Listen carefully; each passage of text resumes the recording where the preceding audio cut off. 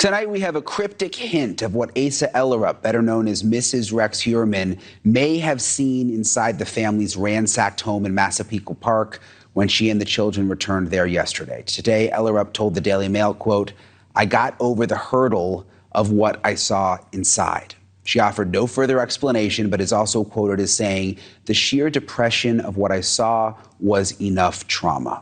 Whether she's talking about what was found inside her house or the condition of the house, the way it was left after the 12-day search by police, that part is still a mystery. I'm guessing it's just the fact that the house was so ransacked. But were there signs in that house that were missed by Heuermann's family all those years, or perhaps missed by neighbors? Joining me now is Dr. Carole Lieberman.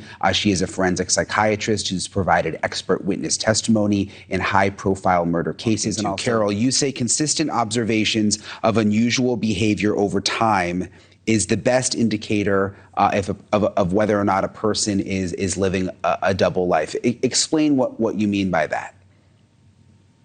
Well, in other words, there are a number of different signs that might make you or should make you suspicious that someone is a serial killer, but no one sign in particular. I mean, for example, the basic sign is that the person is odd.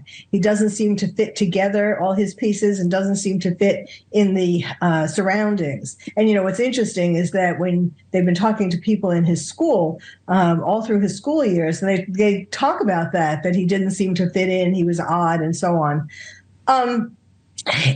Heuermann's wife is an enigma. I think she's very fascinating. You know, I don't think that she didn't know anything. I'm not saying that she knew that she had any evidence or that she knew specifically that he murdered these women, but they've been married for over 25 years. When couples are married and one of the people has an affair, the other person really knows deep down. They may not see any evidence, but they know that there's something going on.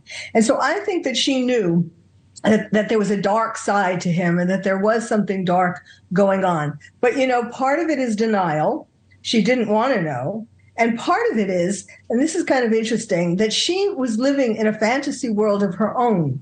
You know, she was very involved in comic books. She went to comic book conventions and so on. And she also gave herself a name for social media, Elven Maiden, which is a name from a fantasy video game. So it seems like she was just wrapped up in comics and video games and didn't want to see what was going on with her husband. Yeah, I've wondered, you know, once all of this went down and he was arrested, does she then think back to times like, oh my gosh, I think this was weird, something maybe she didn't realize at the time, but now sort of makes sense. Obviously, since the beginning of this, the house has been a focal point. The fact that the house is in disrepair and you know, it's pretty shabby when you think about an architect who works in New York City and was doing these interviews with shows.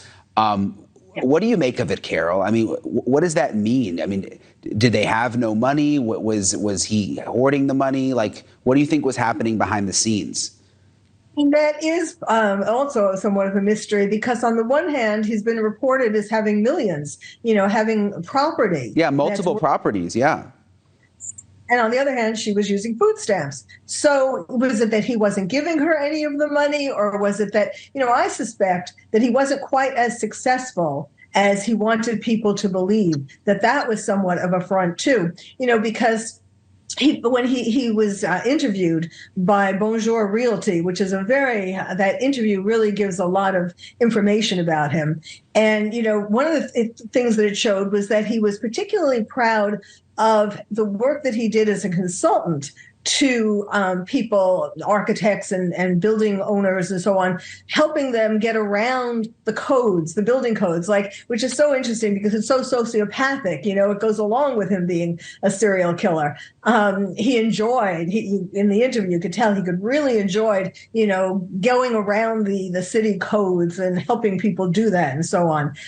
So I think maybe he wasn't quite as successful. You know, when someone has when it's a professional who has a business like that, it was his business, there are good times, you know, times of plenty and times when they're not so good. So it's hard really to know about what his real financial situation is. Yeah, it'll be interesting as those details come out. But at the end of the day, I mean, obviously, I feel for that family. I just can't imagine, you know, they didn't know from all indications that he was a psycho killer. He's accused of that.